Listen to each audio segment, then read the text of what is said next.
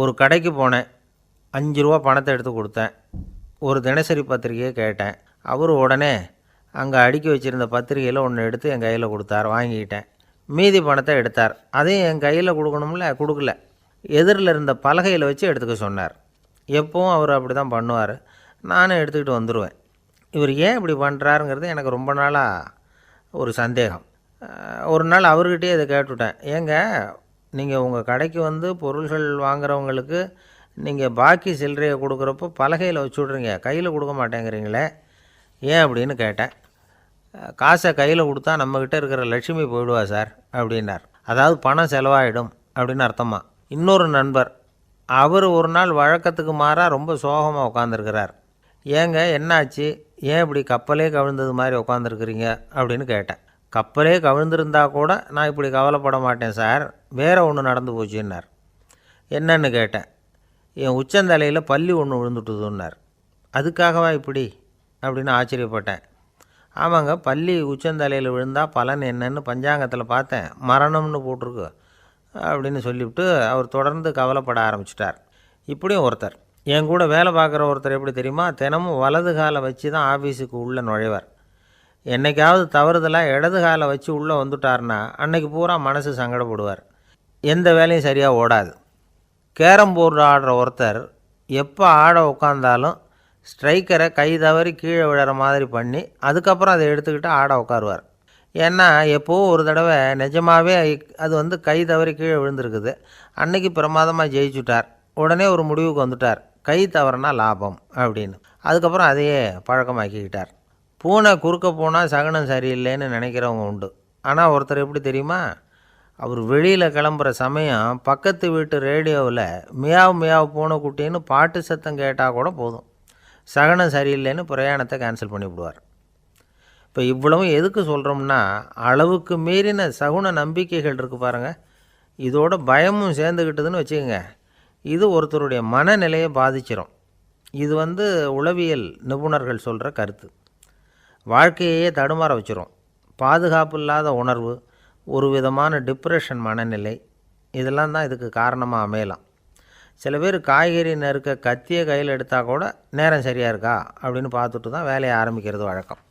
அறிவு தான் மனசுக்கு வாத்தியாராக இருக்கணும். அப்போ தான் வாழ்க்கை நிம்மதியாக இருக்கும். அறிவு மனசு சொல்கிறபடியெல்லாம் கேட்க ஆரம்பிச்சுட்டுதுன்னா இடைஞ்சல் தான். ஒருத்தருக்கு 7ஆம் நம்பர் தான் ராசியான நம்பரான். 7ஆம் தேதி தான் எந்த காரியத்தையும் ஆரம்பிப்பாராம். 7 எழுத்து வர்றது மாதிரி பேரை மாற்றி வச்சுக்கிட்டார். 7 மணிக்கு தான் தினமும் எழுந்திருப்பார். 7ஆம் நம்பர் வீட்டில் தான் குடியிருக்கார். கல்யாணம் கூட 7ஆம் தேதி தான் பண்ணிக்கிட்டார். அவர் ஒரு நாள் குதிரை பந்தயத்துக்கு போனாராம். குதிரையோட பேரையெல்லாம் பார்த்தார். ஒரு குதிரையோட பேர் 7 எழுத்தில் அமைஞ்சிருந்தது. 7 தானே இவருக்கு அதிர்ஷ்ட நம்பர். அதனால் உடனே அது பேரில் பணத்தை கட்டினார். பந்தயம் நடந்தது. என்ன சார் ஆச்சுன்னு கேட்டாங்க. நான் பணம் கட்டின அந்த என்னோடய குதிரை 7ஆவதாக சேர்ந்தது சார் அப்படின்னாராம் சோகமாக. வாழ்க்கையில் சில சந்தர்ப்பங்களில் நாம் சில அவமானங்களை சந்தித்தே தீர வேண்டியிருக்கு. என்ன பண்ணுறது, காலம் அப்படி. அவமானப்படுறவங்க உடனே அடங்கி போய்டுறது தான் உலக வழக்கம். அவமானப்பட்டால் உடனே சீறி எழறவங்களும் உண்டு. ஆனால் அதையே ஒரு சவாலாக எடுத்துக்கிட்டு முன்னுக்கு வர்றவங்களும் சில பேர் இருக்கிறாங்க. அவங்க ரொம்ப அபூர்வம். இன்றைக்கி மனோதத்துவ நிபுணர்கள்லாம் என்ன சொல்கிறாங்க தெரியுமா, அவமானப்பட்டுட்டா உடனே அடங்கி போயிடக்கூடாதான். அதையே ஒரு சவாலாக எடுத்துக்கிட்டு மனசில் ஒரு வைராக்கியத்தோடு முயற்சி பண்ணினா வாழ்க்கையில் எல்லாரும் முன்னேறலாமா. அவமானங்கிறத நாம் வைராக்கியமாக மாற்றிக்கணும். அதுதான் வெற்றிக்கு வழி. ராமர் இந்த பூமியில் பிறந்ததே ஒரு வைராக்கியத்தினால தான் சார் அப்படின்னார் ஒருத்தர். எப்படிங்க அது அப்படின்னு கேட்டேன். அவர் சொன்னார், தசரதருக்கு ராமர் குழந்தையாக பிறக்கணும், அப்போ தான் இங்கே இருக்கிற கஷ்டங்கள்லாம் நீங்கும் அப்படின்னு சர்வ லோகமும் எதிர்பார்த்துக்கிட்டு இருக்குது. ஆனால் அவர் எப்போ பிறப்பார் அப்படின்னு யாருக்கும் தெரியல. அந்த காரியம் சீக்கிரம் நடக்கணுமே, அதுக்கு என்ன பண்ணுறது. நாரதர் வந்தார் ஒரு நாள் தசரதரை தேடி. தசரதா, உனக்கு ஒரு செய்தி தெரியுமான்னு ஆரம்பித்தார். அவர் எப்பவும் இப்படித்தானே ஆரம்பிக்கிறது வழக்கம். என்ன விஷயம்னு கேட்டார் தசரதர். தசரதா, நீ அடிக்கடி உன்னோட தேரில் ஏறிக்கிட்டு தேவலோகத்துக்கு போகிற, அங்கே போகிற வர்ற எல்லாம் பண்ணிகிட்ருக்க, எல்லாம் சரி. தேவலோகத்துலேயும் உன்னை நல்லபடியாக தான் வரவேற்கிறாங்க. தேவேந்திரன் உன்னை பிரியமாக அழைச்சிட்டு போய் தன்னுடைய அரியாசனத்திலேயே தனக்கு பக்கத்திலேயே உட்கார வைக்கிறான். நீயும் சந்தோஷமாக உட்காந்து பேசிவிட்டு வந்துடுற. ஆனால் நீ இங்கே வந்ததுக்கு அப்புறம் அங்கே என்ன நடக்குது தெரியுமா உனக்கு அப்படின்னாரான் நாரதர். என்ன நடக்குது எனக்கு ஒன்றும் தெரியலையே அப்படின்னாரான் தசரதர். நாரதர்கிட்ட வந்து கிட்டத்தில் வந்து கேட்டிருக்கார், கொஞ்சம் சொல்லுங்கள் என்னது அப்படின்னு. அவர் நெருங்கி வந்தாராம் நாரதரும். மெதுவாக அவர் காதோட காதாக சொன்னாராம். அதாவது நம்ம பாஷையில் சொல்லப்போனால் பற்ற வைக்கிறார். நீ அங்கே தேவேந்திரங்கிட்ட உட்காந்து பேசிவிட்டு வந்த பிறகு நீ அங்கே உட்காந்துருந்த அரியாசனத்தை தண்ணி ஊற்றி கழுவி சுத்தப்படுத்துகிறாங்க.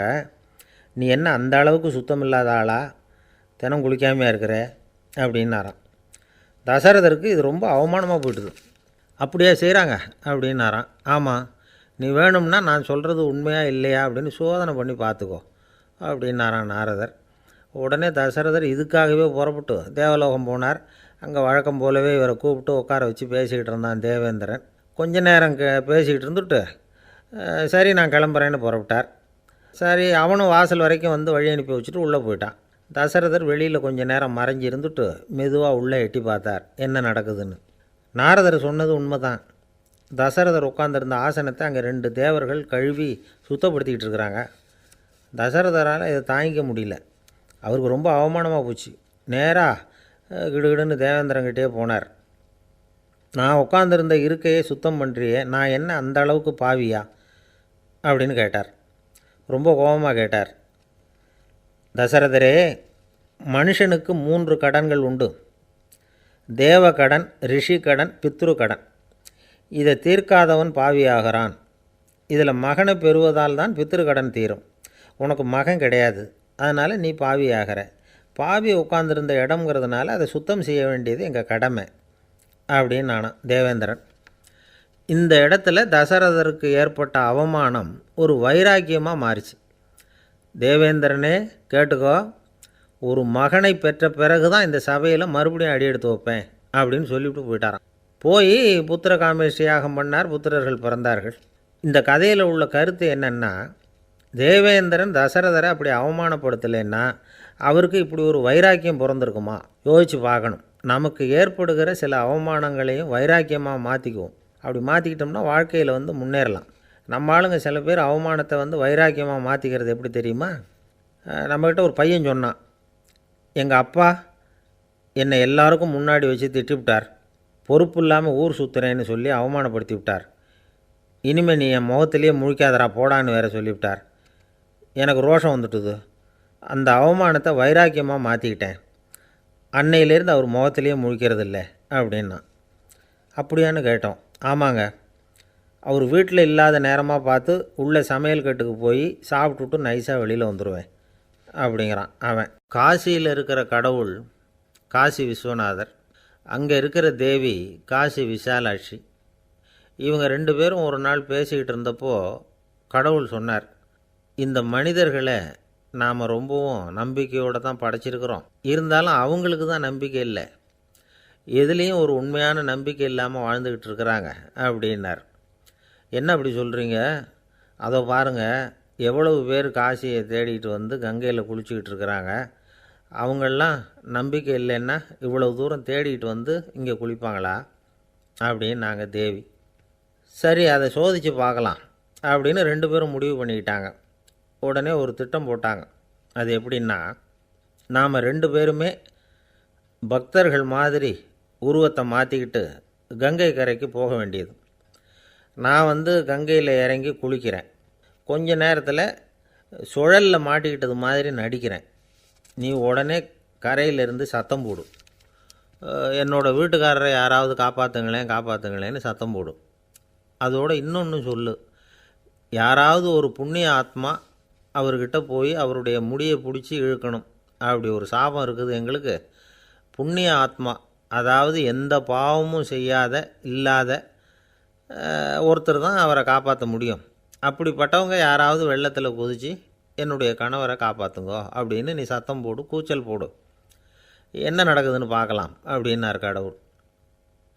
சரின்னு சொல்லி 2 பேருமா சாதாரண பக்தர்கள் மாதிரி கங்கை கரைக்கு வந்து சேர்ந்தாங்க. அவர் இறங்கி குளித்தார்.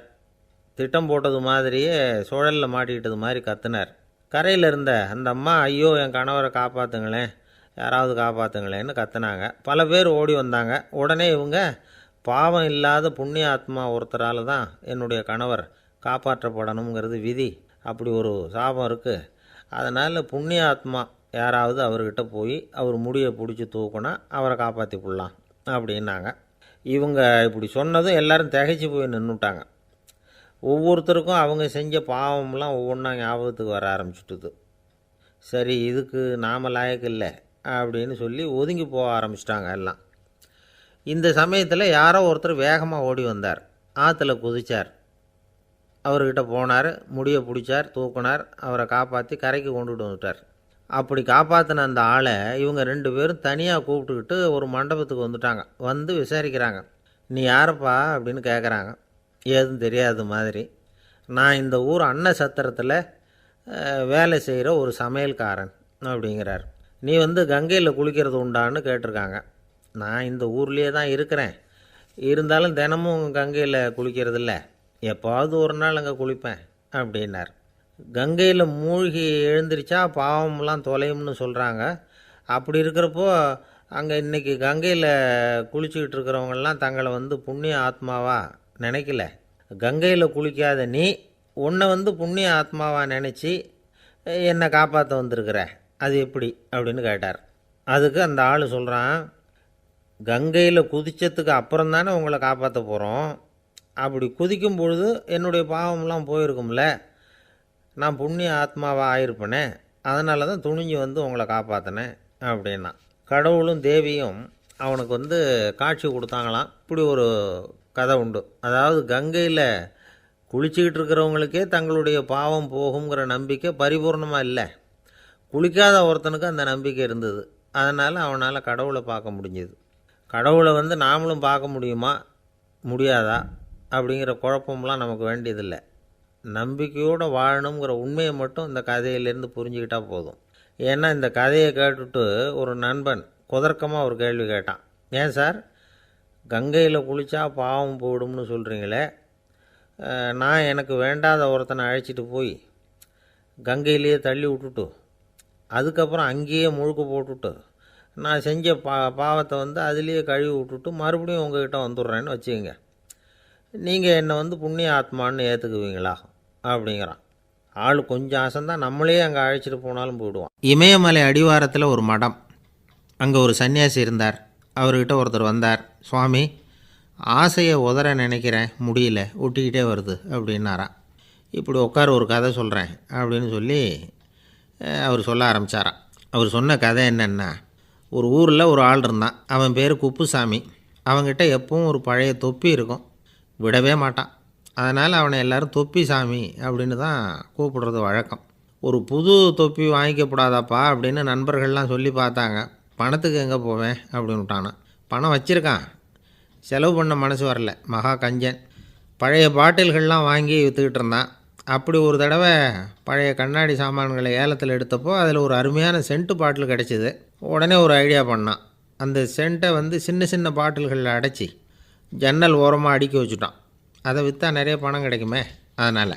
இதுக்கு இடையில் ஒரு நாள் அவன் வந்து அப்படியே உட்காந்துருந்தான். அந்த நேரம் நண்பன் வந்தான். ஏண்டா, உன் பழைய தொப்பியை மாற்றப்படாதா, ஊரில் எல்லோரும் கேலி பேசுகிறாங்களே உன்னை தொப்பி சாமின்னு அப்படின்னு சொல்லி கேட்டிருக்கான்.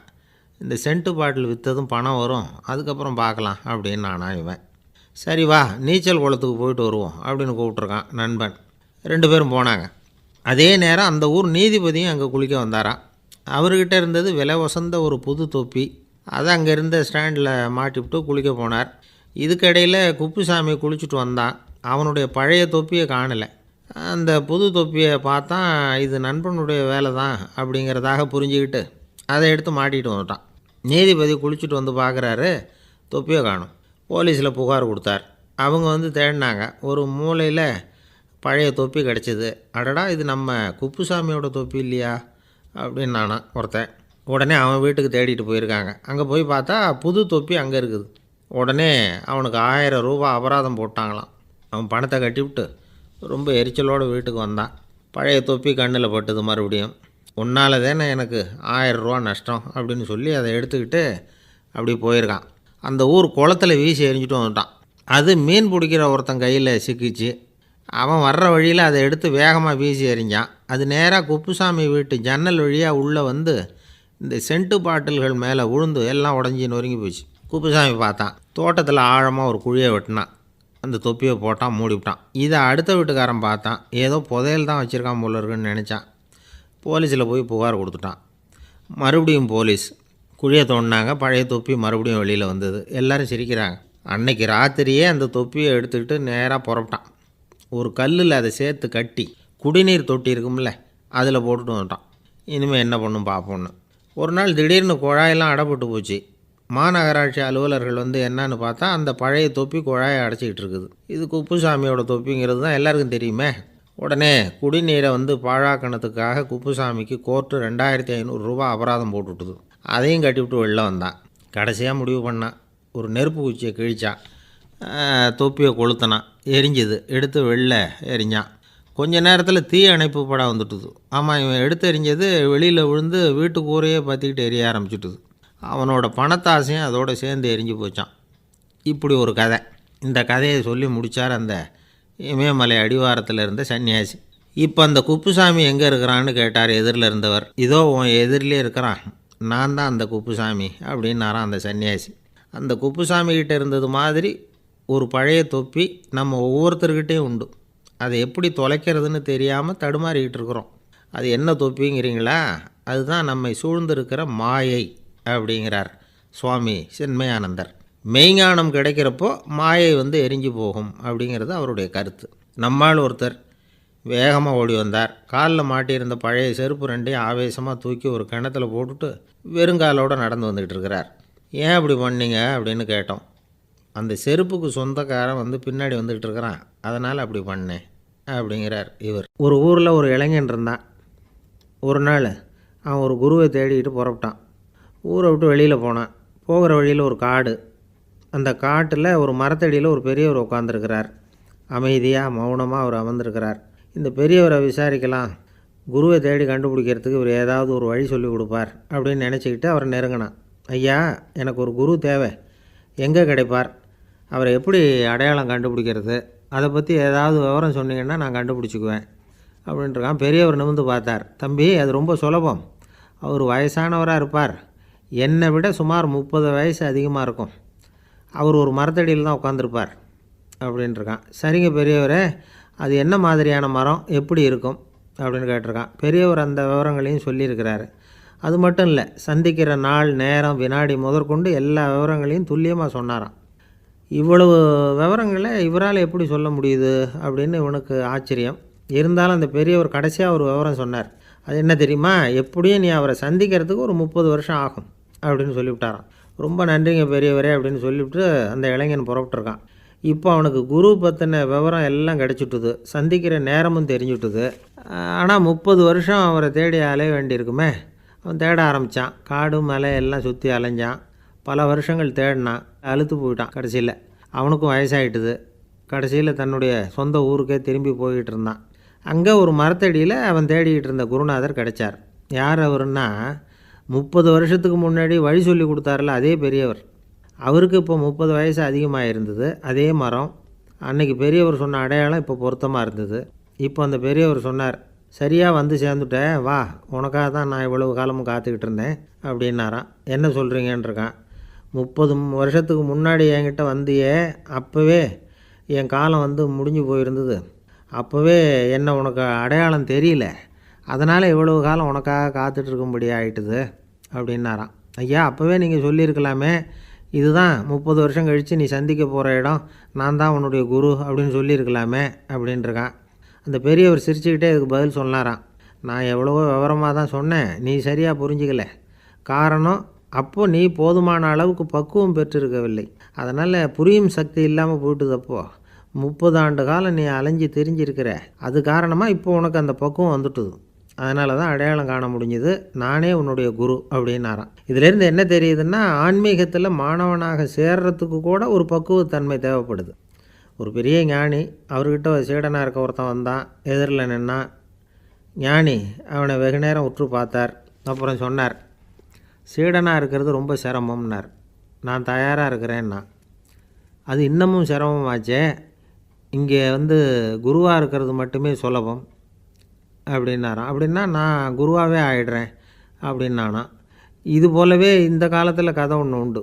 ஒரு பள்ளிக்கூடத்தில் வகுப்பு ஆசிரியர் மாணவனை திட்டிக்கிட்டு இருந்தார். டேய், நீ 100க்கு 10 மார்க்கு தான் வாங்கிக்கிட்டு இருக்க. இவ்வளவு மோசமாக நீ படித்தா கடைசியில் மாடு மேய்க்கிறது கூட லாய்க்கு இல்லாதவனா ஆகிடுவேன். அதுக்கப்புறம் என்ன செய்ய போகிறேன் அப்படின்னாராம். பையன் தலையை சொரிஞ்சிக்கிட்டே சொன்னானா, சார் அப்படின்னா ஒன்று செய்கிறேன் அப்படின்னானா. இவர் கேட்டிருக்கார், என்ன செய்ய போகிறேன்னு. வேறு என்ன சார், உங்களை மாதிரி ஒரு ஆசிரியர் ஆகிடுறேன் அப்படின்னானா. எனக்கு இது மட்டும்தான் சார் தெரியும், இதை தவிர வேறு எதுவும் தெரியாது அப்படின்னு சொல்லிக்கிட்டே காலம் தள்ளுறவங்க ரொம்ப பேர். அவங்களெல்லாம் கஷ்டப்பட வேண்டியிருக்கும். ஒருத்தர் தன்னுடைய தொழிலில் ரொம்ப கெட்டிக்காரராக இருக்கலாம். அதுக்காக எப்பவும் அதே ஞாபகத்தில் இருந்துக்கிட்டு உலகியல் அறிவு இல்லாமல் இருந்துடக்கூடாது. அது ஆபத்து. இதுக்காக நம்ம தாத்தா பாட்டிலாம் ஒரு கதை சொல்லுவாங்களே, கேள்விப்பட்டிருக்கீங்களா? ஒரு சமயம் ஒரு 4 பேர் சேர்ந்து வெளியூருக்கு பிரயாணம் போனாங்களாம். அந்த 4 பேர் எப்படி தெரியுமா? ஒருத்தர் வேதாந்தி, இன்னொருத்தர் சங்கீத வித்வான், 3வது ஆள் வைத்தியர், 4வது ஆள் ஜோசியர். இவங்க 4 பேரும் நண்பர்கள். அதனால் சேர்ந்து புறப்பட்டாங்க. வழியில் ஒரு ஊரில் தங்கினாங்க. இருட்டி போச்சு. அதனால் இன்றைக்கி ராத்திரி இங்கேயே தங்கி இருந்துட்டு நாளைக்கு புறப்படலாம் அப்படின்னு தீர்மானம் பண்ணாங்க. சாப்பாட்டுக்கு என்ன பண்ணுறது? அங்கேயே கடத்தெருவுக்கு போய் சாமான்லாம் வாங்கியாந்து சமைச்சு சாப்பிட்லாம்னு முடிவு பண்ணாங்க.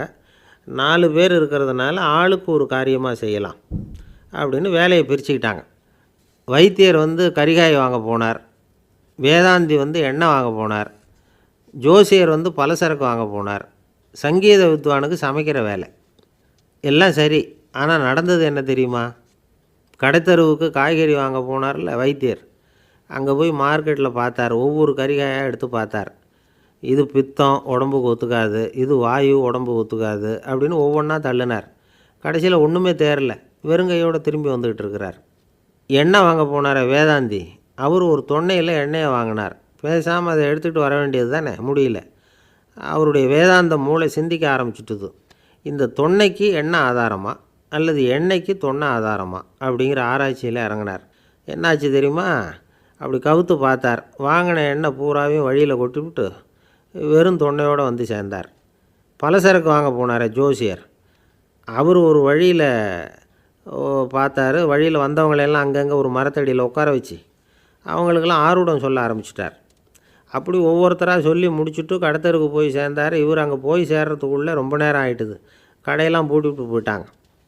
என்ன செய்கிறது? அவரும் வெறுங்கையோடு திரும்பி சேர்ந்தார். சரி, இவங்க கதை தான் இப்படி ஆச்சு. அங்கே சமைக்கிறதுக்காக உட்காந்துருந்தார் சங்கீத வித்வான். அவர் கதை என்னாச்சு தெரியுமா? அங்கே அவர் அடுப்பை பற்ற வச்சு ஒலையை கொதிக்க வச்சார். அதாவது ஒரு பானையில் தண்ணியை ஊற்றி அடுப்பில் வச்சார். அது கொதிக்க ஆரம்பிச்சிது. தண்ணி கொதிக்கிற சத்தம் இருக்குதுல்ல, அது இவருக்கு தாளம் போடுறது மாதிரி இருந்தது. ஒரே குஷி, பாட ஆரம்பிச்சிட்டார். பாடிக்கிட்டே உற்சாகமாக கையில் இருந்த கரண்டியால் அந்த பானையில் தட்டினார், தாளம் போடுறதா நினச்சிக்கிட்டு. அவ்வளவுதான், பானை பட்டுன்னு உடஞ்சி போச்சு. தலையில் கையை வச்சுக்கிட்டு அவரும் உட்காந்துட்டார். எந்த தொழில் தெரிஞ்சாலும் சரி, அதை புத்திசாலித்தனமாக பயன்படுத்த தெரியலன்னா ஆபத்து தான். அதுக்காக தான் இந்த கதை. ஒரு பஸ்ஸு டிரைவர் ரொம்ப கெட்டிக்காரர்.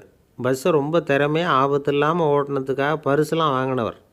அவரே ஒரு படகு ஓட்டுறதுக்காக அழைச்சிட்டு போயிருக்கிறாங்க, மோட்டார் படகு. அதையும் ரொம்ப திறமையாக தான் ஓட்டிகிட்டு போயிருக்கிறாரு. நடுக்கடலில் போனதும் படகு நின்று போச்சு. மோட்டாரில் ஏதோ கோளாறு. என்ன செய்யலாம் அப்படின்னு அந்த டிரைவரை கேட்டிருக்கிறாங்க படகுல இருந்தவங்கெல்லாம். அப்போ அவர் சொன்னாராம், கவலைப்படாதீங்க, ஒன்றும் பிரச்சனை இல்லை, எல்லோரும் கொஞ்சம் கீழே இறங்கி பின்னாடி தள்ளுங்க, மோட்டார் ஸ்டார்ட் ஆகிடும் அப்படின்னாராம். ஒரு காலத்தில் பிரஷ்யா அப்படின்னு ஒரு தேசம் இருந்தது. இப்போ ஜெர்மனி இருக்குல்ல, இதோட பெரும்பகுதி ஒரு காலத்தில் பிரஷ்யாங்கிற பேரில் இருந்தது. அப்போ அதுக்கு அரசராக இருந்தவர் மகா ஃப்ரெடரிக், அதாவது ஃப்ரெடரிக் தி கிரேட் அப்படின்னு சொல்லுவாங்க. அந்த ராஜாவுக்கு ஒரு சந்தேகம். நாம் பல வகையான வரிகளை விதித்து வசூல் பண்ணுறோம், அப்படி பண்ணியும் வருமானம் குறைஞ்சிக்கிட்டே போகுதே, இதுக்கு என்ன காரணமாக இருக்கும்? இதுதான் அவருக்கு ஏற்பட்ட சந்தேகம். ஒரு சமயம் அந்த அரசர் தம்முடைய அமைச்சர்களையும் பிரபுக்களையும் தளபதிகளையும் கூப்பிட்டு ஒரு விருந்து வச்சார். விருந்து முடிஞ்சதும் அவங்கள பார்த்து இந்த சந்தேகத்தை கேட்டார். வரிகள் அதிகமாக விதித்து வருமானம் குறையறதுக்கு என்ன காரணம் அப்படின்னு கேட்டார். பல பேருக்கு இதுக்கு சரியாக பதில் சொல்ல தெரியல.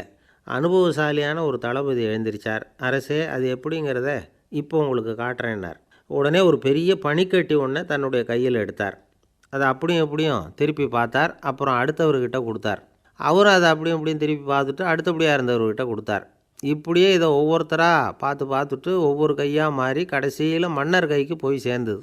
மன்னர் கைக்கு அந்த பனிக்கட்டி போய் சேர்ந்தப்போ அது கொஞ்சம் கொஞ்சமாக உருகி ஒரு பட்டாணி கடலை சைஸுக்கு ஆகிட்டுது. மன்னர் யோசனை பண்ணார், வரி அதிகமாக போட்டாலும் வந்து சேர்றது குறைவாக இருக்கிறதுக்கு என்ன காரணம் அப்படிங்கிறது அவருக்கு புரிஞ்சு போச்சு. காலம்தான் மாறிக்கிட்டு இருக்கே தவிர இந்த கையூட்டு வாங்குகிற பழக்கம் மாறினதாக தெரியல. இன்னொரு ராஜா இருந்தார். அவர் தன்னுடைய ராஜாங்கத்தில் லஞ்ச ஊழலே சுத்தமாக இருக்கக்கூடாது அப்படின்னு நினச்சார். அவர்கிட்ட பல்வேறு துறைகளுக்கும் பொறுப்பாக இருந்த பல பேரும் ரொம்ப சுத்தமாகவும் நேர்மையாகவும் இருந்தாங்க. ஒரே ஒருத்தர் மட்டும் எல்லார்கிட்டையும் லஞ்சம் வாங்கிட்டே இருந்தார். அவரை வேறு துறைகளுக்கு மாற்றி பார்த்தாரு. அந்த ராஜா என்னென்னமோ பண்ணி பார்க்குறாரு. எந்த வேலையை கொடுத்தாலும் அதுலேயும் லஞ்சம் வாங்கிறதுக்கு ஒரு வழியை உண்டு பண்ணிக்குவார் அந்த ஆள். ராஜாவுக்கு இது ஒரு பெரிய தலைவலியாக போட்டுது. இவர் என்ன பண்ணுறது, இவருக்கு என்ன வேலையை கொடுக்கறது, கொஞ்சம் கூட லஞ்சம் வாங்கிறதுக்கு சான்ஸே இல்லாத ஒரு வேலையை கொடுக்கணும் அப்படின்னு திட்டம் போட்டார். ஒரு நாள் அவருக்கு அந்த உத்தரவும் போட்டுட்டார். அதாவது அவருக்கு என்ன வேலைன்னா, கடற்கரையில் தான் அவருக்கு ஆஃபீஸ். அங்கேயே இருந்துக்க வேண்டியது. தினமும் எத்தனை கடல் அலை கரையில் வந்து மோதுது அப்படிங்கிறத கணக்கெடுத்து ராஜாவுக்கு தெரிவிக்க வேண்டியது. இதுதான் அவருக்கு வேலை. பேசாமல் அலையை எண்ணிட்டு உட்காந்துருக்கிட்டோம், அப்போவாவது அவர் லஞ்சம் வாங்குகிற சந்தர்ப்பம் இல்லாமல் போயிடும் அவருக்கு அப்படின்னு நினச்சார் ராஜா. இந்த ஆள் கடற்கரைக்கு போய் டியூட்டியில் ஜாயின் பண்ணிக்கிட்டார். ஒரே மாதத்தில் அங்கே சொந்தமாக ஒரு பிரம்மாண்டமான மாளிகை கட்டி விட்டார். ராஜாவுக்கு இது பெரிய ஆச்சரியமாக போச்சு. அலையை என்ற வேலையில் அந்த ஆள் எப்படி பணம் சம்பாதிச்சார் அப்படின்னு விசாரித்து பார்த்தார் அக்கம் பக்கத்தில். அந்த ஆள் என்ன பண்ணியிருக்கிறாருன்னா, கடற்கரையில் போய் பொறுப்பை ஏற்றுக்கிட்ட உடனே அங்கே இருந்த மீனவர்கள்கிட்ட எல்லாம் இந்த கரையில் வந்து ஒரு நாளில் வந்து மோதுகிற அலைகள் எத்தனை அப்படின்னு கேட்டிருக்காரு. அது எப்படிங்க தெரியும்னு இருக்காங்க அவங்க. தினமும் அந்த எண்ணிக்கை தெரியணும். நம்ம ராஜாவுக்கு தினமும் அறிக்கை அனுப்பணும், டெய்லி ரிப்போர்ட்டு. தவறுனா நீங்கள் இந்த கடலில் போய் மீன் பிடிக்கிறதுக்கு ராஜாவோட அனுமதி கிடைக்காது அப்படின்ட்டுருக்காரு. உடனே மீனவர்களும் பயந்து போட்டாங்க. கடலுக்கு போகிறதுக்கு அனுமதி இல்லைன்னா பட்டினி கிடக்கிறது மாதிரி ஆகிடுமே. மெதுவாக அந்த ஆளுகிட்ட போனாங்க. காதோட காதாக சொன்னாங்க, ஐயா, எங்களால் வந்து கடல் அலையை வந்து எண்ண முடியாது. தினமும் எங்களால் முடிஞ்சதை உங்களுக்கு பணமாக கொடுத்துட்றோம். நீங்கள் தான் ராஜா கிட்ட சிபாரிசு பண்ணி நாங்கள் தொடர்ந்து மீன் பிடிக்கிறதுக்கு அனுமதி வாங்கி கொடுக்கணும் அப்படின்னு வேண்டிக்கிட்டாங்க. பணம் தினமும் வந்து சேர ஆரம்பிச்சுட்டுது. பதவியில் மற்ற பதவியோட இந்த பதவி எவ்வளவோ மேல் அப்படின்னு நினச்சிட்டான் அந்த ஆள். அது மட்டும் இல்லை, தயவு பண்ணி என்னை இந்த இடத்த விட்டு மாற்றி விடாதீங்க சார் அப்படின்னு வேற கேட்க ஆரம்பிச்சிட்டானா. ஜவஹர்லால் நேரு பிரதமராக இருந்த சமயம் அவர் ஒரு தடவை சென்னைக்கு வந்திருக்கிறார். இங்கே சில முக்கிய நிகழ்ச்சிகளில் கலந்துக்கிறதுக்காக வந்திருந்தார். ஆளுநர் மாளிகையில் ஒரு நாள் ராத்திரி தங்கி மறுநாள் புதுடெல்லி புறப்படுறதாக ஏற்பாடு. நிகழ்ச்சியிலெல்லாம் முடிச்சுக்கிட்டு ஆளுநர் மாளிகையில் தங்கியிருக்கிறார். அன்றைக்கு இரவு படிக்கிறதுக்கு ஒரு முக்கியமான புத்தகம் அவருக்கு தேவைப்பட்டது. அந்த சமயத்தில் உலக அளவில் ஒரு முக்கியமான பொருளாதாரம் சம்பந்தமான ஒரு புத்தகம் வெளியாகி இருக்கிற விஷயம் அவருக்கு தெரியும். அந்த புத்தகம் மெட்ராஸுக்கு வந்திருக்குமா, அது இங்கே கிடைக்குமா அப்படின்னு விசாரிச்சிருக்கிறார் நேருஜி. அவர் இப்படி கேட்ட உடனே அங்கே இருந்தவங்கள்லாம் ரொம்ப பரபரப்பாக செயல்பட ஆரம்பிச்சிட்டாங்க. முக்கியமான இடங்கள்ல எல்லாம் விசாரிச்சிருக்கிறாங்க, அந்த புத்தகம் உங்கள்கிட்ட இருக்கான்னு. சென்னையில் உள்ள கன்னிமாரா நூல் நிலையத்துக்கு எப்படியும் அந்த புத்தகம் வந்திருக்கணும் அப்படின்னு ஒரு நம்பிக்கை. அங்கே விசாரித்தாங்க. அந்த புத்தகம் 2 நாளைக்கு முன்னாடி தான் அங்கே வந்திருக்குது அப்படிங்கிற விஷயம் தெரிஞ்சுது. உடனே எல்லோரும் அங்கே ஓடினாங்க. அவங்களுக்கு இன்னொரு சந்தேகம், புத்தகம் வந்திருக்கு சரி, அதை இந்த சமயத்தில் வேறு யாரும் படிக்கிறதுக்கு எடுத்துகிட்டு போயிருக்கக்கூடாதே அப்படிங்கிற சந்தேகம் இருந்தாலும் மனசுக்குள்ளே ஒரு தைரியம். இப்படி ஒரு புத்தகம் வெளிவந்திருக்கிற விஷயமே நேருஜி சொல்லி தான் நமக்கே தெரியும். அதுவும் இல்லாமல் உலக பொருளாதாரம் சம்பந்தமான ஏதோ ஒரு புத்தகம் அது. அதை போய் இந்த நேரத்தில் அவ்வளவு ஆர்வமாக யார் எடுத்துகிட்டு போயிட போகிறாங்க அப்படிங்கிற தைரியம். இந்த தைரியத்தோடு அந்த நூல் நிலையத்துக்கு ஓடினாங்க. புத்தகத்தை தேடினா அது கிடைக்கல, யாரோ எடுத்துகிட்டு போயிருக்கிறாங்க. நேருவுக்கு மட்டுமே தெரிஞ்சிருந்த அந்த புத்தகம் பற்றின விஷயம் சென்னையில் வேறு ஒருத்தருக்கும் தெரிஞ்சிருக்குது. உடனே எல்லோரும் பரபரப்பாக அந்த அதுக்குன்னு இருக்கிற ரிஜிஸ்டர் இருக்குல்ல, பதிவேடு, அதை புரட்டி பார்க்குறாங்க யார் எடுத்துகிட்டு போகிறாங்கன்னு தெரிஞ்சுக்கிறதுக்காக. எடுத்துகிட்டு போனவங்க அதில் கையெழுத்து போட்டிருப்பாங்கல்ல, அதை பார்த்து யாருன்னு தெரிஞ்சுக்கலாம் அப்படிங்கிறதுக்காக தான் அதை புரட்டுறாங்க. அதோ அந்த புத்தகத்தோட பேர் பக்கத்தில் அதை எடுத்துக்கிட்டு போனவங்க கையெழுத்து உத்து பார்க்குறாங்க எல்லாரும். அதில் போட்டிருக்குது பேர் CN அண்ணாதுரை அப்படின்னு எழுதியிருந்தது. அவர் தான் பேரறிஞர் அண்ணா. நேரு படிக்க விரும்பின ஒரு புத்தகத்தை அதே நேரம் படிக்க விரும்பின இன்னொரு தலைவர் இவர். படிக்கிறதுல அவருக்கு இருந்த ஆர்வத்தை நாம் தெரிஞ்சுக்கணும்னா அதுக்கு எவ்வளவோ சம்பவங்கள் இருக்குது. கடைசி காலத்தில் அவர் அடையாறு மருத்துவமனையில் படுத்திருக்கிறார். அவருக்கு ஒரு முக்கியமான அறுவை சிகிச்சை செய்ய வேண்டியிருக்குது அவசரமாக. அமெரிக்காவிலேருந்து டாக்டர் மில்லர் வந்திருக்கிறார். அவர்கிட்ட கேட்குறார், டாக்டர் நாளைக்கே அறுவை சிகிச்சை செய்ய போகிறீங்களா அப்படின்னு. ஆமாங்கிறார் டாக்டர் மில்லர். நாளைக்கு மறுநாள் செஞ்சுக்கிறேனே அப்படின்னாரான் அண்ணா. ஏன் ஏதாவது நாள் பார்க்குறீங்களான்னு கேட்டிருக்கார். இல்லை, ஒரு புத்தகத்தை படிச்சுக்கிட்டு இருக்கிறேன், அதை நாளைக்குள்ளே முடிச்சிருவேன், அதுக்கப்புறம் நான் இறந்தாலும் கவலை இல்லை அப்படின்னாரான் இவர். அவர் தான் அறிஞர் அண்ணா. சங்ககால நூல்கள்லேருந்து சமீபத்தில் வந்த நூல்கள் வரைக்கும் எல்லாம் அவர் படிச்சிருக்கிறார். ஒரு திருமண விழாவில் அவர் பேசும்பொழுது சொன்ன விஷயம் இது. சங்க காலத்தில் காதலியை மணக்க விரும்புகிறவனுக்கு அவனுடைய தந்தை வீர சோதனைகள்லாம் வைப்பார். போய் புலிப்பல் கொண்டுக்கிட்டு வா, அப்போ தான் என் பொண்ணை கொடுப்பேன் அப்படின்னு சொல்லுவார். காதலன் உடனே காட்டுக்கு போவான், ஒரு புலியை கொன்று அதனுடைய பல்லை கொண்டுக்கிட்டு வருவான். அதை வீர பதக்கத்தில் பதித்து அவனுக்கு மாமனார் சூட்டுவார் கல்யாண சமயத்தில். இப்போலாம் காதலன் கிட்ட அப்படி சொல்ல முடியாது. இப்போலாம் காதலன்கிட்ட காட்டுக்கு போய் புலிப்பல் கொண்டுக்கிட்டு வான்னு யாராவது சொன்னால் புலி தான் மாப்பிள்ளையாக வந்து சேரும் அப்படின்னார்.